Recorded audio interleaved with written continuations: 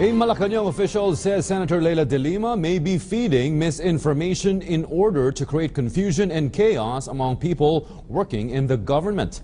Assistant Communications Secretary Ana Marie Banag was referring to Senator Delima's claim that Presidential Executive Assistant Bongo was the one who called up PNP Chief Ronald De La Rosa asking for the reinstatement of relieved CIDG-8 Chief Marvin Marcos.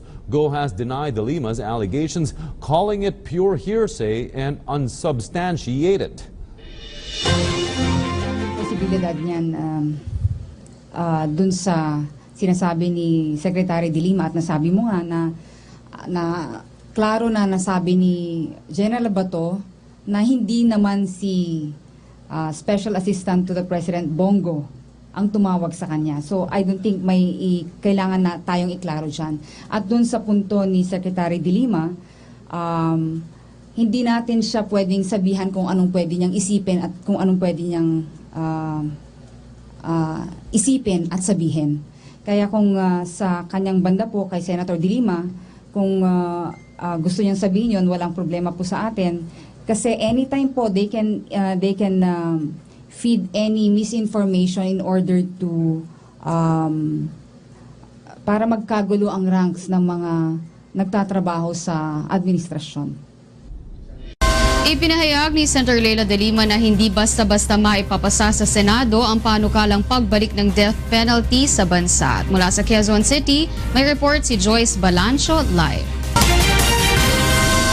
Magandang tanghali sa Joyce. Magandang tanghali sa iyo, Waila. Nanindigan nga si Senator Delima na hindi dapat ibalik ang parusang kamatayan o death penalty sa Pilipinas. Sa kanyang talumpati sa isang forum dito sa Institute of Human Rights sa UP College of Law, isinulong ni Delima ang right to life at saka tinutulan din ang reimposition of death penalty. Ayon sa kanya, marami ng pag-aaral ang naisagawa na nagpapatunay na hindi epektibong pagsugpo sa krimen ang parusang kamatayan. Sasalungat din anya tayo sa ating pinirmahan sa International Convention on Criminal and Political Rights na nakikiisa sa ibang bansa sa pagtutol sa death penalty. Sa halip na ibalik o i-reimpose ito, ayon sa Senadora ay mas mabuti na lang anya kung ayusin na lang natin ang criminal justice system para masiguro papanagot ang mga nakakagawa ng heinous crimes. Tamang parusa at tamang pagpapalakad anya ng correctional system ang nakikitang sagot ni Delima. Isinulong rin ng Senadora ang kanyang alternative bill sa Senado na layong pahabain na lang sa 50 taon at walang parol ang reclusion perpetua. Ito ang pinakamatinding parusang maaaring ipataw sa mga convicted individuals. Samantala, Waila, dumalo rin sa forum kanina si Albay Representative Edsel Lagman na siyang tumututol rin sa pagpapabalik ng parusang kamatayan. Ayon nga sa kanya ay kinalungkot niya na ngayong linggo ay naipasa nga sa Kongreso ang substitute bill na pumapabor sa parusang kamatayan. Minadalian niya ito at inaproba ng kahit walang naipasang committee report. Sa panig naman ng Senado, sinabi ni Delima na hindi agad-agad maipapasa ang panukalang ito, gayong mas magiging mabusisi ang mga senador sa pagtalakay nito. Dagdag pa niya ay marami anya sa mga senador ang tumututol sa pagpapabalik ng death penalty. Samantala, Waila, sa ibang balita naman ay kakasabi lang ni Senator Delima na hindi siya dadalo sa gagawing preliminary investigation ng Department of Justice ngayon araw. Ayon kay Senator Delima, ay magpapadala na lang siya ng abogado para dumating sa pagdinig. Maghahain din anya siya ng motion for reconsideration sa reklamo laban sa kanya, pero tumanggi muna siya magsabi ng mga detalye ng lalamanin nito. Maalalang nireklamo si Delima ng Volunteers Against Crime and Corruption o VACC dahil sa mga pamamayagpag ng droga sa loob ng New Bilibid Prison noong kalihim pa lang siya ng DOJ. Senator Delima has 19 days to file her counter-affidavit on drug charges filed against her before the Department of Justice. The lady Solon has been linked to the illegal drugs trade inside the New Bilibid prisons in Muntinlupa City during her term as Justice Secretary. Delima has denied being involved in illegal drugs. More of this report from Sweden, Velado.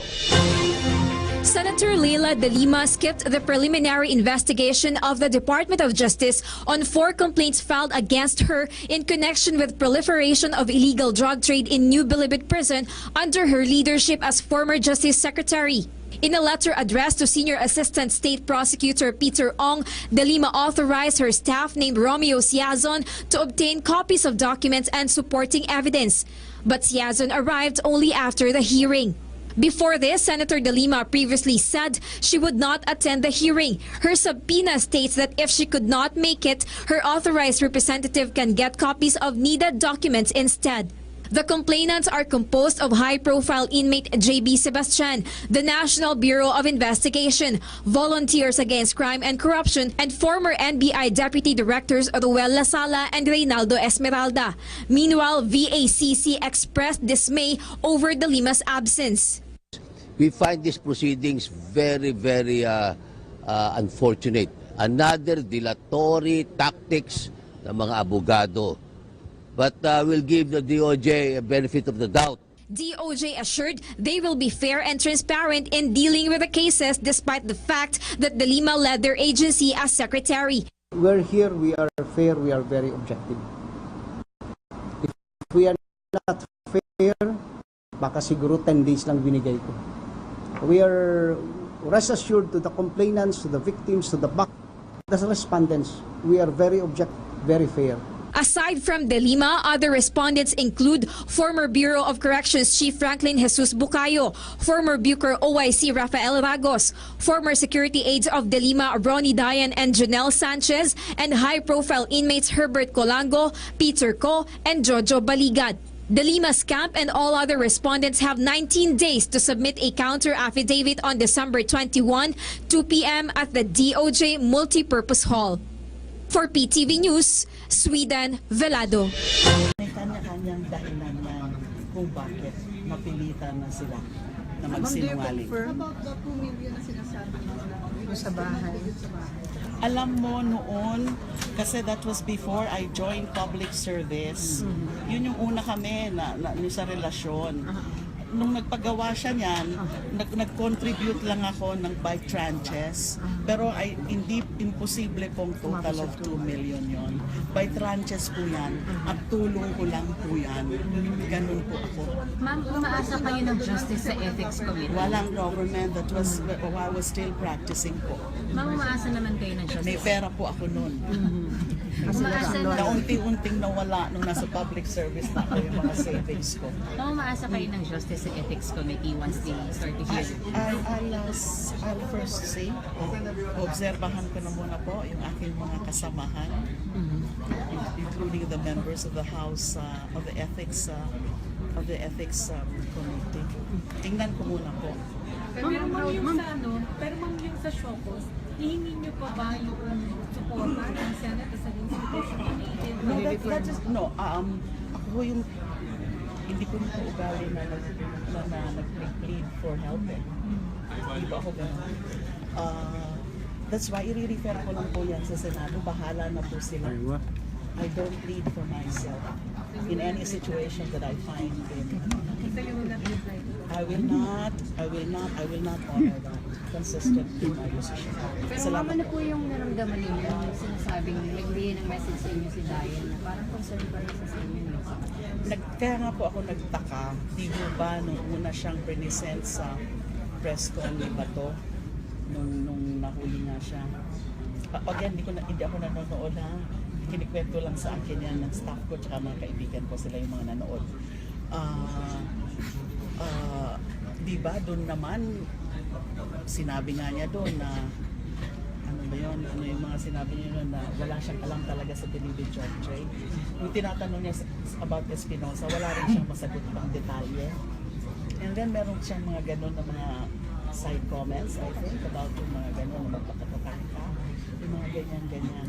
And then sinabi nga niya na parang meron daw siyang konting hinanakit dahil nagpapatulong daw siya. Ay, wala naman po ako na-receive na ganun message na nagpapatulong din financially dahil nagtatago, wala nang pera, wala nang halos makain, yung ganun-ganon. So makikita nyo doon na at that point, wala naman ata siya talagang balak na idiin ako sa anuman. But syempre, may panahon pa naman from that time up to the time that